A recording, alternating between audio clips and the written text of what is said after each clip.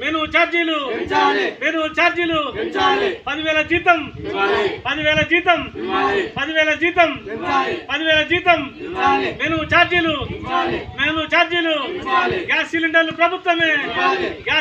ప్రభుత్వమే కోడిగుడ్లు ప్రభుత్వమే నిత్యావసర సరుకులు ప్రభుత్వమే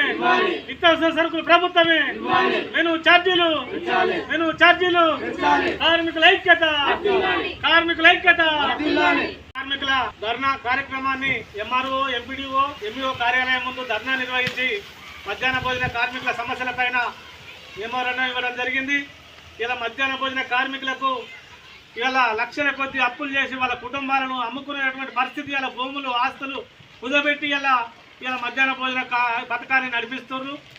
ఇలా ప్రభుత్వం గొప్పలు చెప్పుకుంటుంది తప్ప ప్రభుత్వం ఏం లేదు. ఇలా మధ్యాహ్న భోజన కార్మికులే మధ్యాహ్న భోజన పథకాన్ని నిర్వహిస్తూ ఉన్నారు. ఇలా కేంద్రంలో ఉన్న మోడీ 12 సంవత్సరాల నుండి అధికారంలో ఉండి కనీసం మధ్యాహ్న భోజన కార్మికుల గురించి ₹1 మెను ఛార్జీలు పెంచిన దాఖలాలు లేవు. మధ్యాహ్న భోజన కార్మికులకు ఇలా జీతభత్యాలు పెంచినటువంటి పరిస్థితి లేదు.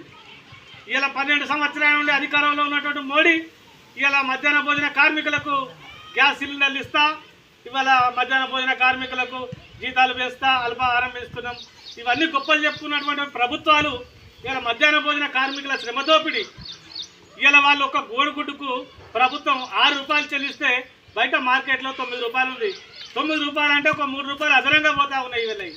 మరి అట్లాంటి ఇలా లక్షల కొద్ది కోట్ల కొద్ది ఇలా మధ్యాహ్న భోజన కార్మికులే ఇలా మధ్యాహ్న భోజన పథకాన్ని నిర్వహిస్తూ ఉన్నారు. ఇలా మధ్యాహ్న భోజన పథకాన్ని మరి మీకు శాత కాకపోతే ప్రభుత్వాలు తప్పుకోండి, మీకు శాత కాకపోతే పథకాన్ని ఎత్తివేయండి. ఇలా మధ్యాహ్న భోజన కార్మికుల రక్తం దాగుడు, ఇలా మధ్యాహ్న భోజన కార్మికులను దోపిడీ చేసుడు, ఇది దుర్మార్గమైనటువంటి చర్య. ఇవాళ పాలకులు ఎన్నికలలో ఎన్నో హామీలు ఇస్తూ ఉన్నారు. ఇలా కాంగ్రెస్ ప్రభుత్వం ఏమన్నది, ఎన్నికలలో ప్రభుత్వాలు వెళ్తూ ఉన్నాయి, ప్రజలను చేత కాకపోతే తప్పుకోండి, వీళ్ళ కోసం ఆస్తులు పెరుగుతున్నాయి మీకు.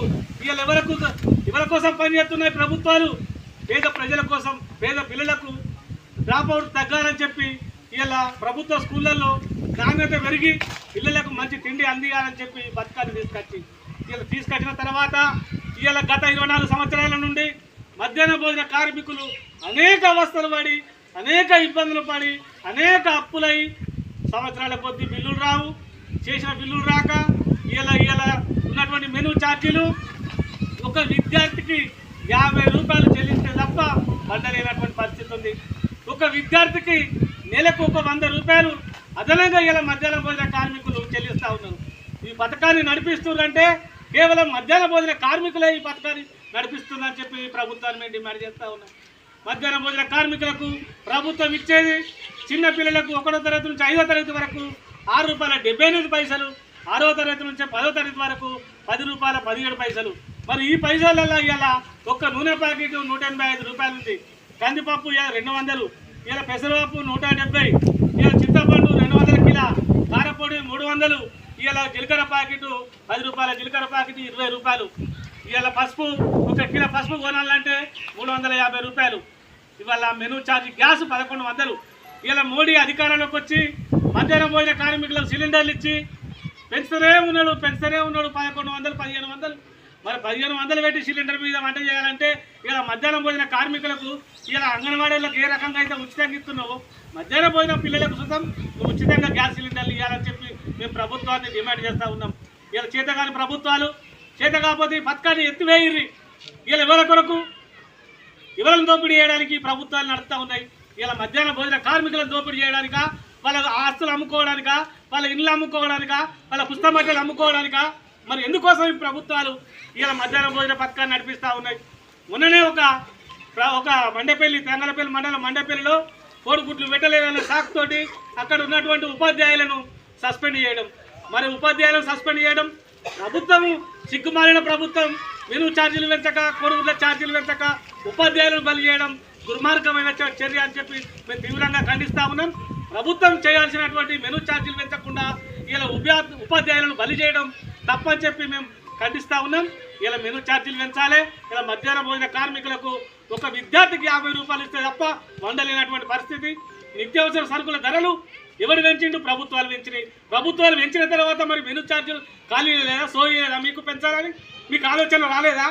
మరి ఒక సంవత్సరంలో 10 సార్లు పెంచుతాం ఇలా పప్పుకు కానీ ఉప్పుకు కానీ చింతపండు కారపొడి గ్యాసు మరి పెంచినప్పుడల్లా ఇలా మెనూ ఛార్జీలు పెంచాలి మరి పిల్లలకు ఇలా పేద పిల్లలకు వంట చేయాలంటే మరి ఎక్కడి నుంచి తీసుకొచ్చి పెడతారు వాళ్ళు మరి ఎక్కడి నుంచి వాళ్ళు అప్పులు చేసి పెడతారు ఈ పథకాన్ని ఎట్లా నడిపిస్తూ ఉన్నారు వాళ్ళు అని ఒక్కనాడు ప్రభుత్వాలు ఆలోచన చేసేటువంటి పరిస్థితి లేదు ఇలా ప్రభుత్వాలు మేము రాష్ట్ర వ్యాప్తంగా ఒకటే ఇవాళ ప్రభుత్వాలు కనుక మా యొక్క సమ్మె మేము ఒకటే ఈ రాష్ట్రంలో 54,200 మంది మధ్యాహ్నం భోజన కార్మికులు బిడ్డ ఖబర్దార్ ఇలా కేంద్ర రాష్ట్ర ప్రభుత్వాలు మీరు కనుక మా సమస్యలు పరిష్కరించకపోతే పెద్ద ఎత్తున ఆందోళన కార్యక్రమాలు చేస్తాం ఇలా పోరాటాలకు వంట బంద్ చేసి మేము సమ్మెకే వెళ్తాం అని చెప్పి ఈ ప్రభుత్వాన్ని హెచ్చరిస్తూ ఉన్నాం ప్రభుత్వాలు సోయలేని ప్రభుత్వం ఎందుకు ఇలా ఈ పథకాన్ని తీసుకొచ్చి ఇలా రక్తం తాగుతూ ఉన్నారు కార్మికుల సొమ్మును ఇలా లక్షల కొద్ది అప్పులు కోట్ల కొద్ది అప్పులు తీసుకొచ్చి పెడతా ఉన్నారు తప్ప వాళ్ళకి వచ్చేది ఏం లేదు ఇలా కార్మికులు శ్రమ దోపిడికి గురవుతా ఉన్నారు ప్రభుత్వాలు వెంటనే ఆలోచించి మా యొక్క సమస్యలు పరిష్కరించకపోతే